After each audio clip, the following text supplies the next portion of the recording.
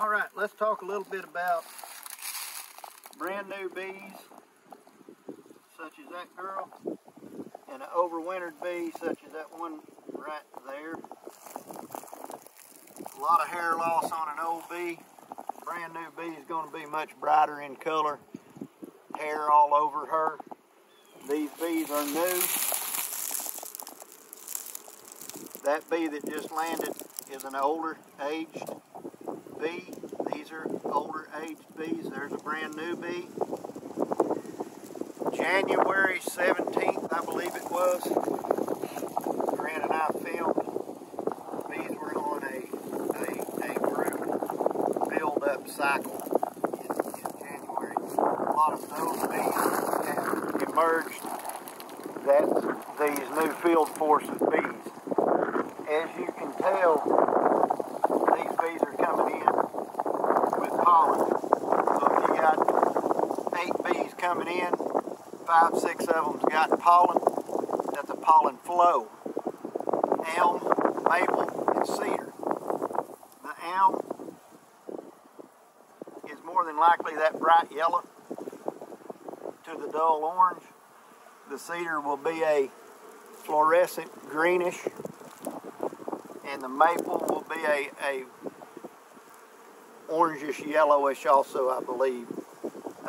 But you look at the numbers of bees that have the tint of both.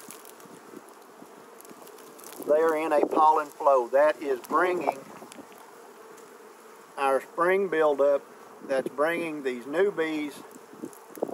What Jason and I are going to do is, it's been roughly 3 weeks, almost 4, since anything was inspected.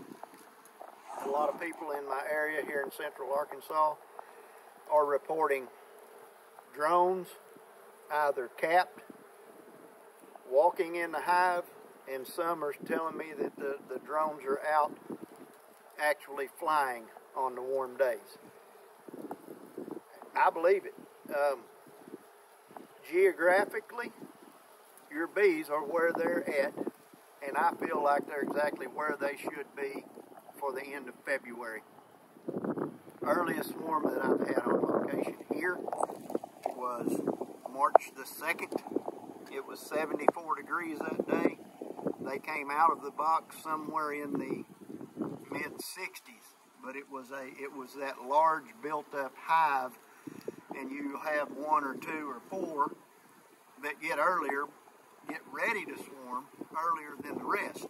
So pollen flow is on. They're rearing brood. They're raising young bees. Young bees are taking their role in the society. We're going to set a block off. I think what I want to do is crack the lid off of them, give them a little smoke through the vent, leave the inner board sealed to the box.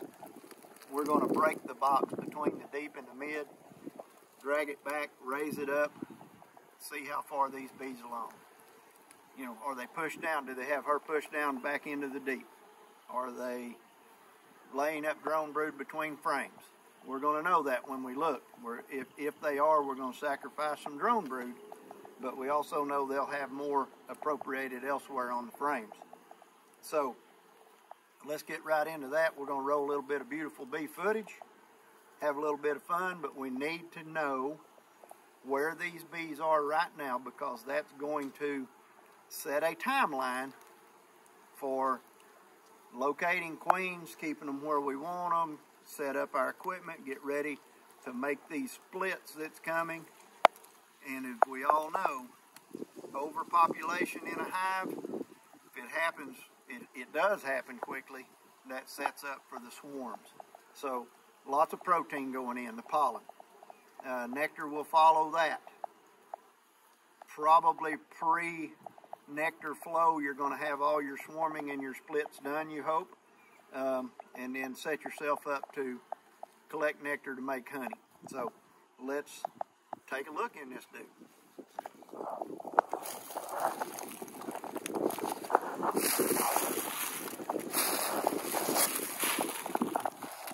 There is lot of pollen going in there.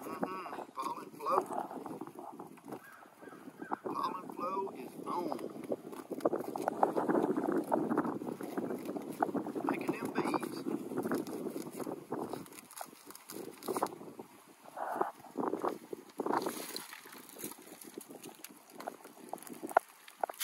One thing about it,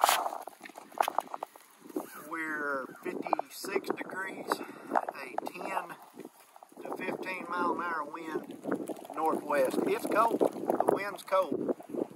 That's going to play a factor in the amount of time that we're in this hive. We don't want to be in this hive for any length of time, so we're going to make a quick analysis based off what we see without removing frames, because these bees are going to lose heat when I open this box. They're either going to be okay with it because they're in a pollen flow, or they're going to be extremely grumpy. We don't know till we get this box open and find that out.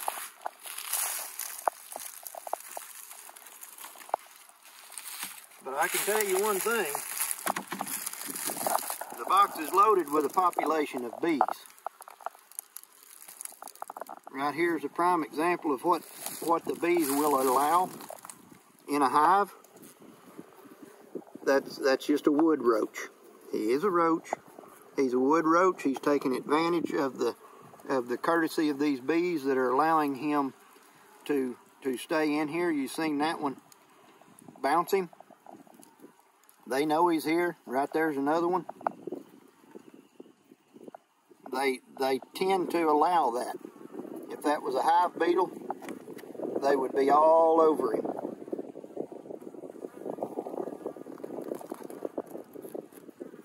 Kind of like whack-a-mole. Alright. That's what's on the inner cover.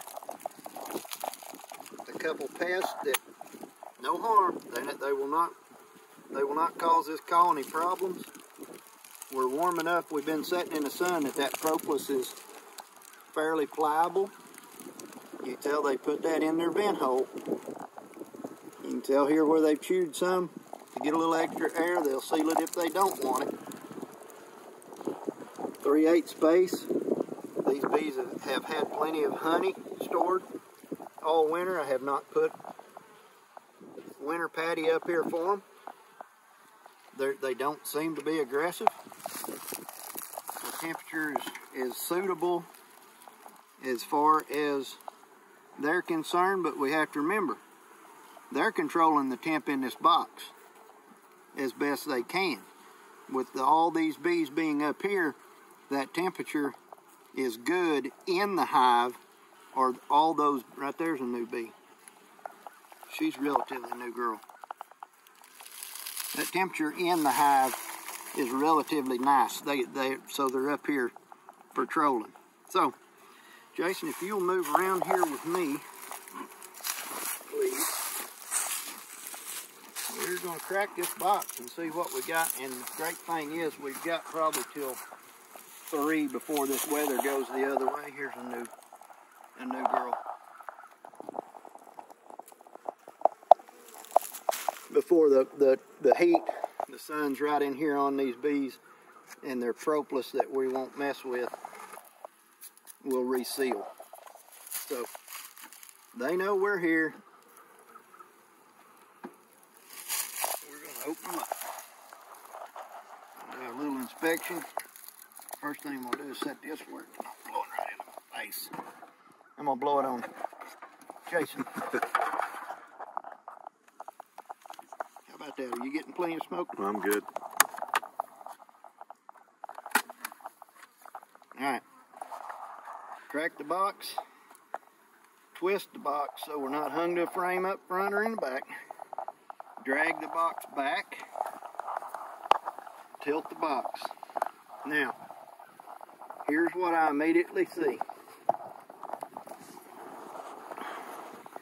Bees are moved down. I expect that queen is down here now in the deep frames. These bees are going to be a subject to a quick split. If you'll notice, right here is a whole lot of drone comb that's open. If we pulled those frames, there's probably drone larvae curled up in them. Right here is capped. This is capped drone brood. We've talked about it before. The cap is raised, okay, like a bullet end. That's all drone brood. This can be interpreted as a swarm cell cup. It has jelly in the bottom of it. This could be interpreted as a cup. It could be drone cells that they did not finish. It could be cells that they're going to turn into swarm cells. So these bees are actually quite far along. Here's capped drone brood over here. But look at the population. Thick, thick, thick, thick. They're just in piles between the frames doing their deal. This box has weight on it. They've still got honey. Here's your bee coming in with pollen. She came straight to the source. Right there's another one that came up. They're putting that pollen down here because they've got brood down here. They've got brood up here. What's down here is where the queen is at now laying. Up here is where we're subject to have our swarm cells form, which, you know, these are every bit as much capable of being a swarm cell at this point as a drone cell, because they're in the right location to be turned into that. But what you will find on some colonies is when I broke and raised this box, they would have put all of this all the way across the bottoms of these frames, tied to the tops of the frames in the bottom, would be rows of drone brood. Okay? So, these bees aren't ready to swarm. They're setting up. They're showing all the signs and the characteristics where this comb has come down the gap depth between the rabbit in the box and the rabbit stop. In other words, the gap here to here, they've brought this down touching. Then this will become drone brood in between. So bees look great. Bees are healthy. A lot of heat coming off. So we've seen what, you know, I won't worry about this box, but I have seen enough to know that these bees are absolutely healthy. They're full of drone brood. Next step is these queen cell cups, then the swarm cells, and I really want to split them before the swarm cells. So we're looking at, if I judge this box, I would give this box another week and a half to 2 before I would split them, based off of one thing. I don't see a population of drone bees. So let the drones kind of be your guide, your telltale sign as to when to make your splits, because without those drones you don't get mated queens, because it only takes a mere 16 days to make a queen. But that's counted in your timeline for your splits. So I'm not worried about this particular hive swarming within the next week, but in the spring with good weather they move fast, especially with that much pollen coming into this box. There's no room in the end when those frames that we did not pull out of the bottom start hatching off and that population basically doubles. Those queen cells, those cups will turn into queen cells. They will set up to swarm. We can buy time by adding boxes. We can cut out cells. We can do everything that it takes to slow them down, but we're not going to stop what's going to happen. That's why I choose to split, make more bees, reduce the amount of swarms that I lose. So, with all that being said, if you don't look at your bees, you don't know where they're at in season. You look at your bees, you know where they're at in season. You take your best timeline guess. Remember, we're barely going to beat 60 degrees today. Time, temperature, amount of daylight, all of that factors in. Pollen coming in on all those bees is the driving force for this time of year. Spring buildup, they do it naturally. You got to know what's in the box to set the timing to make the splits or know you're fixing to have swarms and be ready. I hope you've enjoyed what we filmed, what we showed you. I always love looking at the bees this time of year. So I hope this has helped. Until we see you again, roll that beautiful bee footage. Thanks for watching.